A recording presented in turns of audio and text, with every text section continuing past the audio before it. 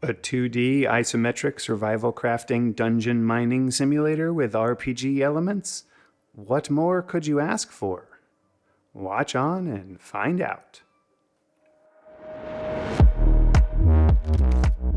My name is Thoraxe, and this is Strategy for Busy People. If you've got a few minutes, I'll tell you what to play. You know we like survival crafting games here on Strategy for Busy People, so you should not be surprised to see that we're reviewing Core Keeper by Pugstorm. I put almost 7 hours into this little thing. Although I probably shouldn't say little in the context of this game. The game map is actually really quite large and is theoretically infinite if you play long enough. The procedurally generated world is divided into a few different rings, and each ring has a few wedges that represent certain biomes, but I might be getting ahead of myself. You are thrust into this dungeon world because you touched a weird rock, and now you have to figure out how to survive with whatever stuff you have. There are different character classes you can start with that provide some mild benefits in certain areas, but the reality is that you can pretty much craft your character to play however you like, regardless of your starting choice. See what I did there? Craft your character? Oh, come on, that was brilliant. As is typical with survival crafting games, your ability to craft things to survive starts pretty limited, but through the construction of various improved workbenches, you gain the ability to craft fancier and fancier things. Each level of fancier thing requires that you have access to a new crafting material, and that material is only found in a new biome that you have to begin exploring. Each biome adds different localized enemies, and those enemies have different strengths and weaknesses. You can exploit those strengths and weaknesses through strategy and tactics or through your equipment. All of this should make sense. As is unsurprising in survival crafting games, food is an important part of your survival. And, not entirely unsurprisingly, different crafted food items provide different status buffs. But what might be surprising is that there is a tremendous variety of food crafting options that you can experiment with to suit your playstyle. For example, if you are playing a magic-using character, certain combinations of food items will provide mana buffs. Are you a melee-focused combat person? There are some recipes to buff that too. What if you're about to go on a major digging run? You can buff your mining damage.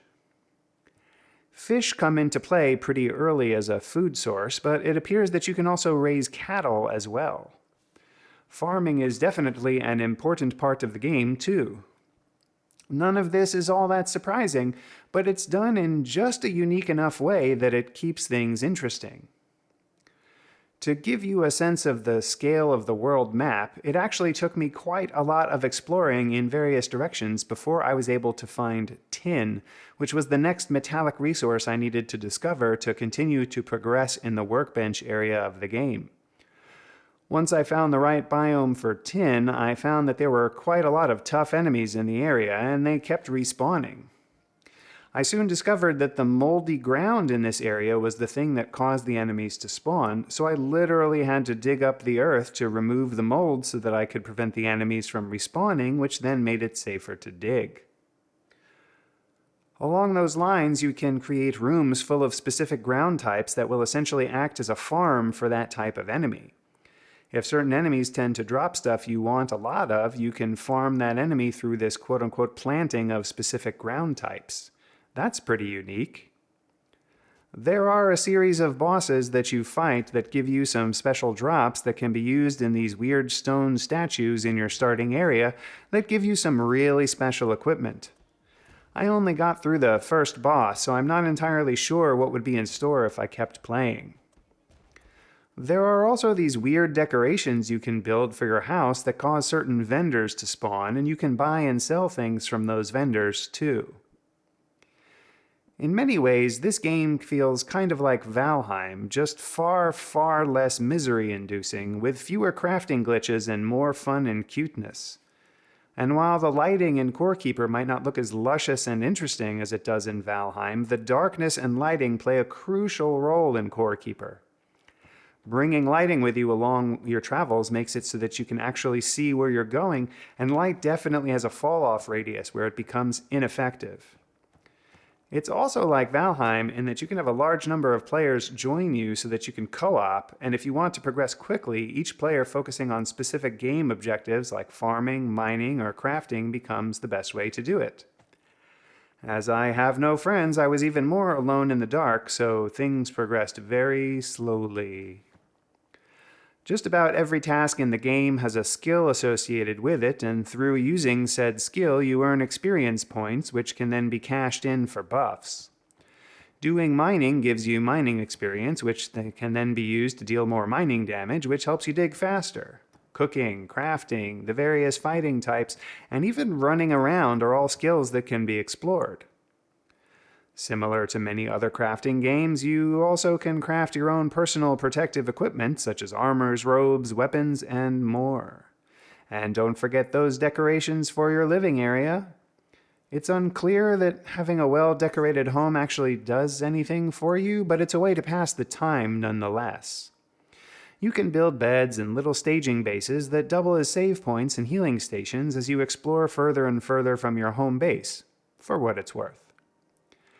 I didn't get to explore the system of railway building or any of the electronic equipment that you can build, other than a single generator and a lamp that I never really did anything with. But there is a mega complex system of logic circuits that you can construct to do all kinds of things, and the internet is littered with wikis that describe how to set up assembly lines for various goals. In a way, this part of the game almost smells of oxygen not included. See what I did there? Really? Not even a chuckle? Fine. Before I give my final verdict, take a moment to like this video and subscribe to the channel. Don't forget to share it with your friends.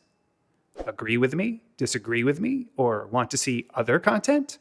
Let me know in the comments below. Want to try this game yourself? Check out my humble affiliate link below. And if you want to support me in making more of these videos, become a patron on Patreon. Your support really makes a difference. The final verdict.